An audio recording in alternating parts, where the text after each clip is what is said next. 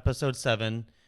This episode is a topic that we've been really excited to talk about, and that is leadership and leading by example.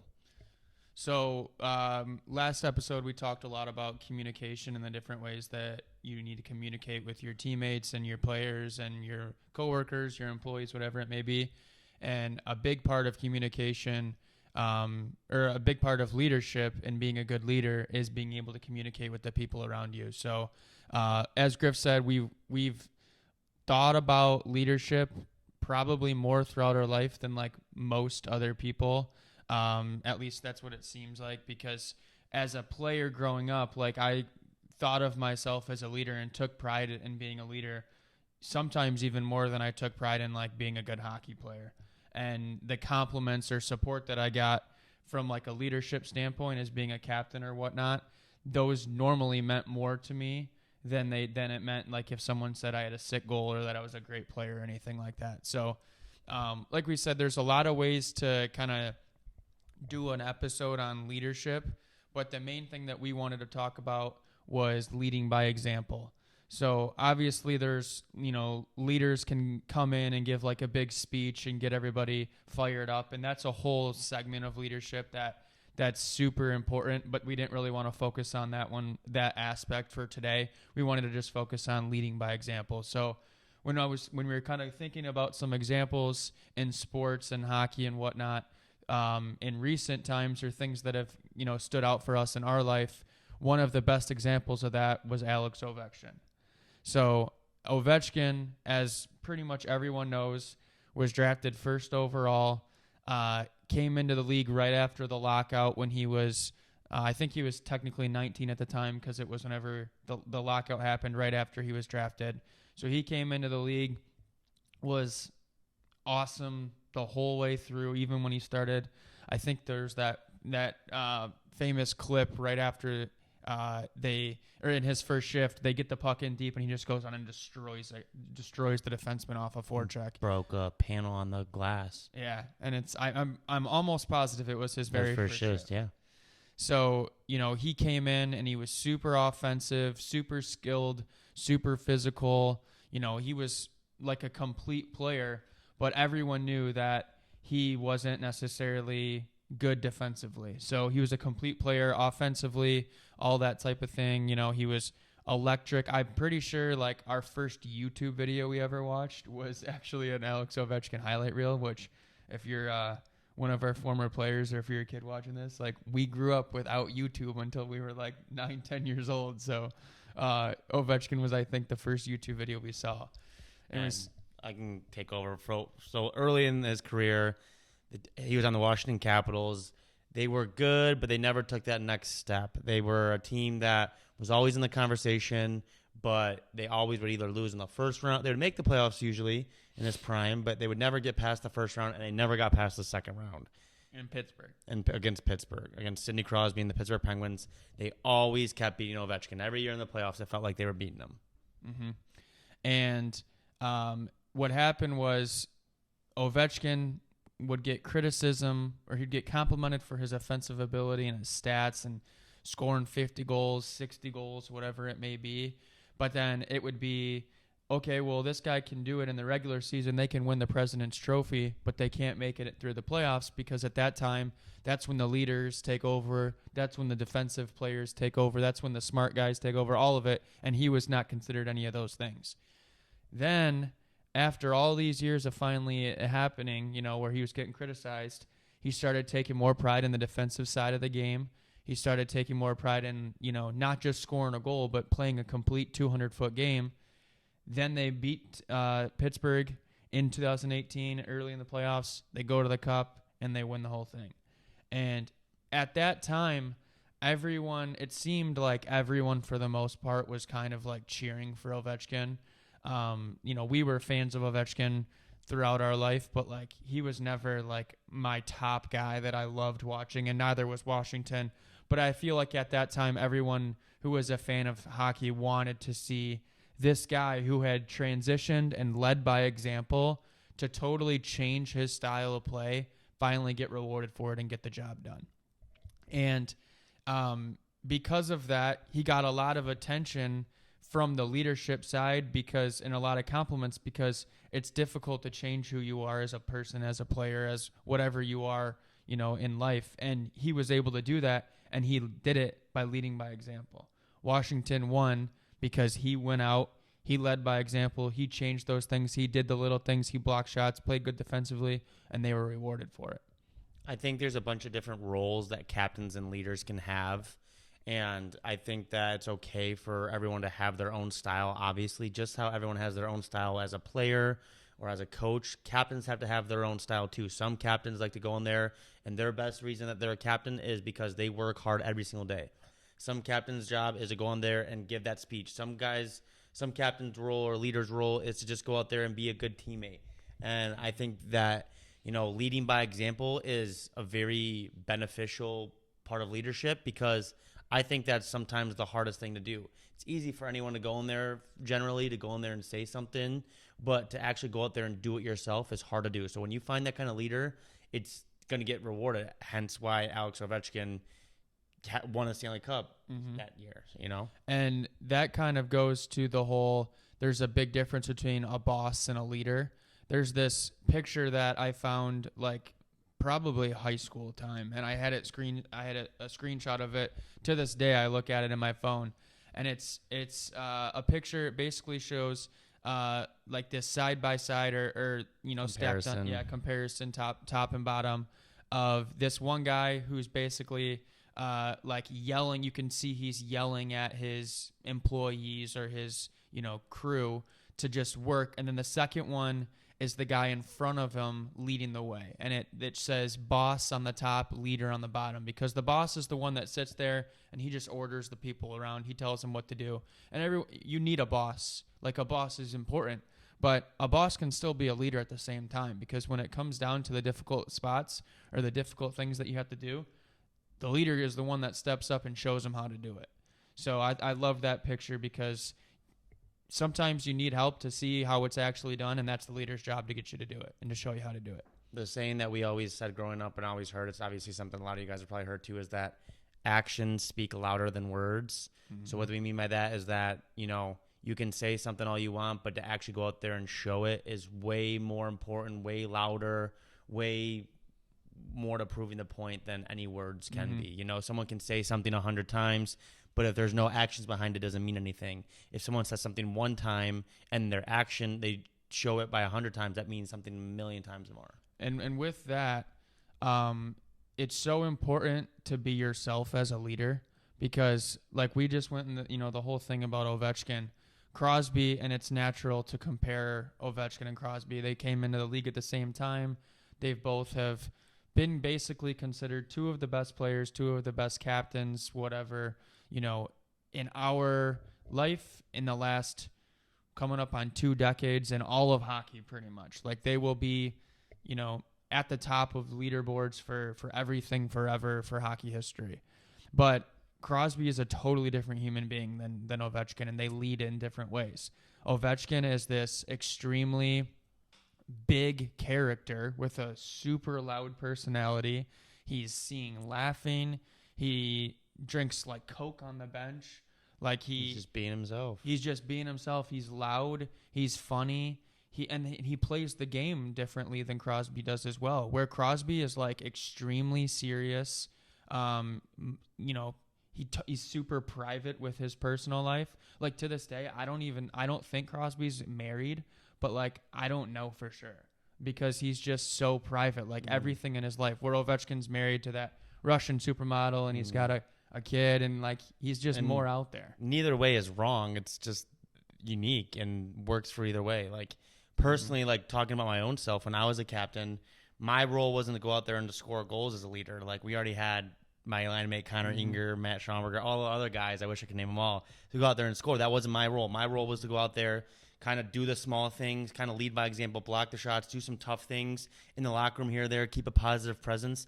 My role wasn't to go out there and, score the big goal, whereas some guys, their role as a leader is to go out there and score the big goal or do that extra thing. So I don't think there's a right or a wrong way. It's just, it just shows how important the different kinds of leadership are. Yeah, and everyone around you can see when you're trying to be someone you're not. You know, if Crosby was trying to be like Ovechkin and Ovechkin was trying to act like Crosby, their teammates are going to see it and they're not going to have success with it. Well, there's that story of Sidney Crosby actually in the '09 Stanley Cup. He got hurt in Game 7, the first period against the Red Wings, and he was younger at that time. Yeah. It was his 4th or 5th year in the league, and he said in the podcast, he's like, you know, my role before that time was never to be the rah-rah guy on the bench or talk. I just kind of led by example, minimal talking. Mm-hmm. He said, I got hurt. I couldn't play. He sat on the bench. He's like, I didn't know what to do. He's like, I couldn't go out there and lead by example. He's like, but I wasn't going to get out there and just start talking and being, so he just, you know. And I'm pretty sure when he told that story, he said he was starting to like say, you know, let's go guys, let's do this. And some of his teammates were like, Sid, shut up. Yeah. Like, this is, you know, we're good. So and they end up winning. It just shows the different leadership styles. That's a perfect example. So, like we said, it's important to lead by example and to be yourself when you're doing it. Don't try and be someone else that you're not, especially in a leadership role. So Griff sent me a tweet, I think, originally for this, like back in the summer. And obviously a lot of what we talk about is hockey related, but we take things from everywhere. And this was a great example of a player that he saw on Twitter, and there's been other things that have came up. So Griff can talk about this one. So I think before to preface this, I think leadership, a big thing is also showing your leadership on the ice or on the field or on the court. But even more important, like off the court, off the ice, off the field, how are you being a leader to your community, to the people around you, to the fans, all that kind of stuff. I think that kind of shows the kind of leadership that really sets someone apart from being great versus the best or good, whatever you want to say. So back in the summer, like Andrew said, I saw this tweet about this quarterback. His name is Anthony Richardson. He's now the Indianapolis Colts quarterback. There was a story about how at this at this draft party, they had like this meeting for the people who are going to be getting drafted to the NFL. And they had all these, like, they had like 100 guys in there. They provided food, and I think it was like a seminar meeting for all the players, right? And after all the players were leaving, and Anthony Richardson stayed back and helped clean up. And a lot of the executives and people were like, you don't have to clean up, like, this was for you.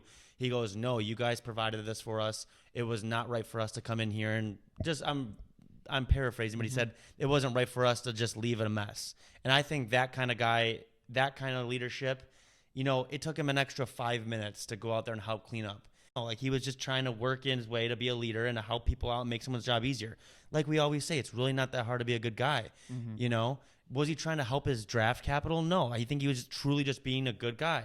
I mean, and it showed because 2 months later, he was a rookie and he got named the team captain. He was having a great year and obviously, unfortunately, got hurt. But, you know, that's the kind of thing that I think will make someone, you know, and the Colts weren't really a great team. And you have a leader like that come in, and now they're in the playoff hunt. And again, he's not playing right now, but he set them up for success. When you have leaders like that who are willing to do that thing, again, we say this almost every single week, it's contagious. If you have a leader going out there to do something nice and small, a nice gesture here, someone else is going to see, like, wow, that wasn't hard. I can do that too. I need to do it. My leader's doing it. So it goes for on the ice, on the playing field, whatever, and off the ice and off the playing field as well. Yep, 100%. And the reason that story was so powerful for, like, the reason the guy even tweeted, I think, was just a reporter. Yeah. It was just a reporter, and he tweeted it because it's just unusual. Like, here's a kid who is finishing college. He's going to get drafted in the NFL, and he's helping clean the room for a party for him and the other players. Like, most people aren't going to do that. It just shows who he is as a human being and ultimately as a leader, because if you're the one who's getting all this attention and then the janitors are coming in and they're going to start doing their job and then you're helping those guys, like, that's not required of him as an NFL prospect, but it shows a lot of who he is as a human being. And right there, like, I'm pretty sure when Griff sent it to me, he's like, I'm now a fan. Like, I'm a fan. And I mean, like, I honestly didn't know what team he was with, and I don't know. I didn't know he got injured this year, but it doesn't matter. Like, he is someone that we will pay attention to down the road, and I will always hear his name and think about those little stories, because it means so much to who he is as a human being. And it's a great example of someone that we can all learn from, because you're never too good to just do the simple things and to be a good person around to the people around you, regardless if they're janitors or what. He knows he's making millions of dollars. He knows he's going to be the face of Indianapolis Colts. But he's still going out there and doing the little things. That I think is the true kind of leadership. And honestly, like you said, I'm rooting for him. I hope he has a great career. I would love to see him have success. Those are the kind of things that just show someone's true colors, and I love to hear that kind of stuff. Yeah. On a side note, I get so frustrated walking into a locker room and the team before it's just a total mess.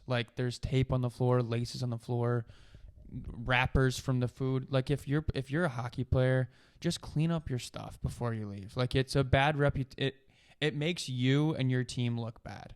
And here's this guy, he's an NFL draft pick or prospect, like you said, going to be making millions of dollars. If he's not too good to sit down and pick up the trash at the party when he's not required to, you're not either. I'm not either. Griff's not. No one is too good for it. So we have a lot more to talk about with sports, but, a couple of quick things, just because you might be sitting here and saying, okay, I don't play sports. How am I can relate this to my day-to-day life? Well, one thing that I try to carry over is you can find this kind of leading by example in any career field, literally anyone. Like we've said, I'm a nurse, and it's not hard for me to go up to the people who clean our rooms when patients get discharged and thank them for that. It's really not that hard for me to go up to my assistants, my nursing assistant, and say, thank you, let me help you out. Is there anything I can do to help you? It's really not hard for me to go up to the people who are transporting the patients around the hospital. Hey, thanks for what you're doing. Is there anything I can do to make your job easier? In business and anything, you can find some ways to help and make others' job easier and be a leader. Mm-hmm. There was a quote one time, and again, one of my favorite actors, his name's Tom Hardy, and one of my best movies ever, Legend. He said one time, I was raised to treat the owner of the business and the people who clean the business the same way. And he said, I treat him with the same respect. He goes, I don't care what you do. Everyone has a role. Thank you for doing what you do.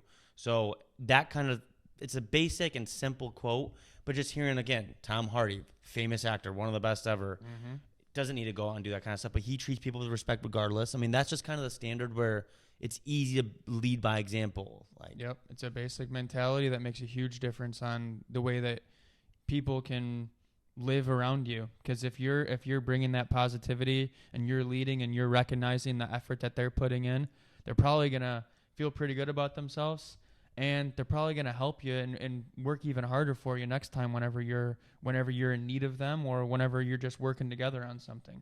Like Ovechkin, Backstrom, and the other Washington Capitals were gonna give it a little bit more whenever they saw him doing it.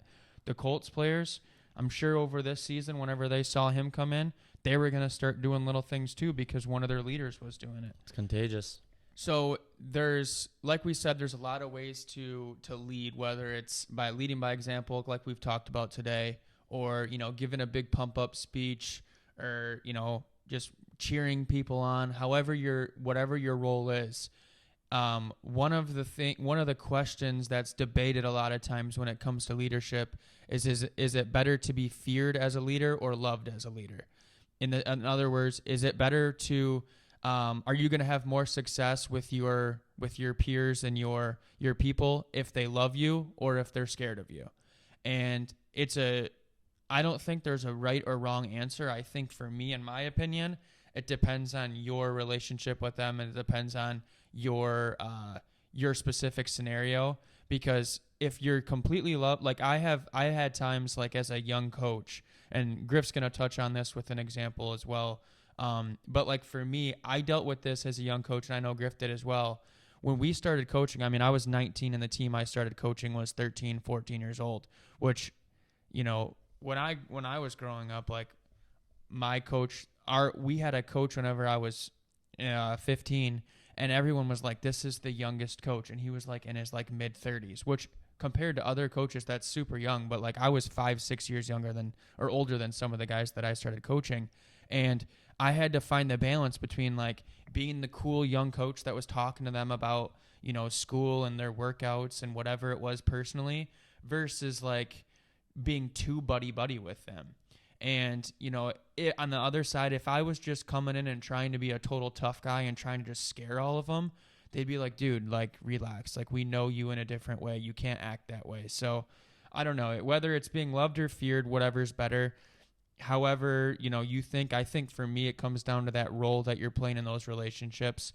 But Griff has a great example of a professional athlete, Michael Jordan, one of the best of all time as an athlete and as a leader. So I thought this was super compelling. Well, so I think it's really hard to have that. Anyone who's ever been in a situation to be around a leader or to be a leader themselves, they know how hard of a challenge it is, like Andrew said, to have that balance of being close but not being too close. And it's really hard. It's a challenge for a lot of leaders, a lot of people. I think one thing that the story that he's talking about with Michael Jordan is, in his Last Dance documentary, he talked about how best documentary of all time, best player of all time, best documentary of all time. So in the Last Dance, he talked about how him and his teammates, his teammates were like, oh, come out with us, let's go party, let's go have some fun, whatever. And Michael Jordan's like, I'll go out with you, let's go have some fun, we'll be buddy right now, but even if we have a late night, I don't care. That next morning, I'm coming in and getting you up. I'm being a leader. I'm waking you up. So you want me to go out there and have fun with you and be buddy with you? Perfect. But the next morning, I'm being a leader for you, and you're coming to me with the gym. I'm going to the party with you. You're coming to the gym with me the next morning. Mm-hmm. And that's just an extreme example. But having that balance of being too close and not being close enough is really hard. But being able to manage that and understand that there's a time and a place for fun and a time and place for seriousness, that I think is how you not only develop a relationship with all your, like you said, your people, your teammates, your coworkers, whatever, but also gaining the respect and almost making you an even better leader from that. Because Michael Jordan could have easily said, I'm not going out with you guys, which let's not act like, Michael Jordan was known for having a good time. Okay. Like, he was known for going out and having fun. So I'm sure he didn't really have to fight it too hard, but he could have just said, I'm not going out with you guys. I'm not going out with my teammates. I'm going out and I'm doing whatever else. But instead, he went out with them. So, he knew that relationship was going to, he was going to bond with his teammates. They were going to have fun together. But at the same time, Michael Jordan was also known for being a freak when it comes to practice and his workouts. Like, he would get up the next morning and he would say, nope, all right, guys, you're coming with me. We had fun last night. Now we turn it off, we balance, and we go back and we get to work today. And he was able to get up that next morning and go to the gym, go work out, whatever it may be, go do film, whatever. And his teammates followed along because he was a leader and he was leading by example. But if he would have just told them no every single time, eventually they'd be like, dude, like, you're not even part of our team. Like, why are you too good for us type thing. But it just shows the importance of being able to do, manage those relationships as a leader and then also being able to balance the work with fun in life. And obviously some of the examples we've gave here and things we've talked about are, as a captain, with your teammates. And then we've given, I talked on being a coach, and they are totally different roles, but ultimately it is similar because you're a leader in both of those scenarios. Well, and if you're sitting here listening here and you're like, oh, I don't really think of myself as a leader. No one thinks of me a leader. If you think I don't think I can be a leader, I can tell you right now, if you need to hear it, anyone out there can be a leader. Like we're saying, you don't need to always be the loudest in the room. You don't need to be the one that gives good speeches. Mm-hmm. You don't need to be the best player on the team. You don't need to be the best coworker of all time. All you need to do is lead in some way, and that's all that matters. That's why in most professional sports, there's a captain, assistant captains, there's a couple captains. They all have different roles, Mm-hmm. Like talking about myself, on my MetroJet hockey team, we had a bunch of captains. We all had different roles. Like I said earlier, my role was kind of to be maybe the more well-spoken guy. Yeah, more vocal. Yeah, like we had a guy, Inger, he was who was the goals. Momont was the funny one who kept the room light. And Flannery was a combination of all of it. So It's like all of our captains had a role. And anyone in life right there, you guys can all have a role, Like, it's okay to go out there and not be the best at one thing as a leader, but just to lead in any way is awesome. Yep. And you just got to be you got to be the best version of yourself, because like we've said, if you're trying to be someone you're not, like if Griff was just trying to take on being the funny guy, like Griff's relatively funny, but like he's not like the funniest guy in the locker room. So the team would be looking at him like, what are you doing? Just like if one of the other guys was trying to be more vocal, if they were doing it here and there, obviously that's necessary, that's needed. But if you're trying to be someone that you're not, like every day, and it just seems like you're totally forcing it, that's not going to be good. Your teammates are going to look right through it, and they're not going to believe in you and trust in you the way that a leader needs to have that from his peers and whatnot. Mm-hmm. So obviously these were just some examples of different leaders and things that have happened that we've heard about or experienced or ourselves or seen or whatnot over the years of good leadership and ways to lead. But it's difficult to lead. Like I remember being a kid and I wanted a C on my jersey and I wanted an A on my jersey, whatever, whenever I first learned what they were. And a coach had said, like, I think it was whenever I was coming back to AA hockey when I was in like 9th grade. And our coach was like, we're going to give letters, but just know the expectations for leaders and captains are higher than just the normal player. And that's something that I've carried over as a coach now. Like whenever we've assigned captains and assistant captains to our team, it's not just like, hey, you've got this cool letter on your jersey. Like the expectations are higher. And it's difficult to find who you are as a leader, just like it's difficult to find who you are as a person. But just don't try and be like someone you're not. Like we talked about Ovechkin, Crosby, the differences on that, Griff's differences. Like just be the best version of yourself, and your team will probably find a way to believe in you and trust in you over time, and you'll have success with it along the way.